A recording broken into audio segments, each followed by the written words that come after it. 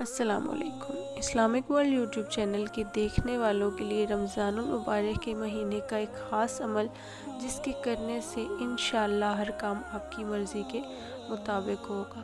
عمل کا طریقہ کچھ یوں ہے کہ رمضان المبارک کی 11ویں اور 12ویں روزے کی درمیانی رات، یعنی جس دن 11واں روزہ ختم ہوتا ہے اس دن کی جو رات ہے وہ 12ویں شروع ہوتی ہے، اس درمیانی رات کو آپ نے 12 رکعت نفل دو کر کے پڑھنے ہیں۔ اس طرح پڑھنے ہیں کہ ہر رکعت میں سورہ فاتحہ کے بعد ایک مرتبہ آپ نے سورہ اخلاص پڑھنی ہے۔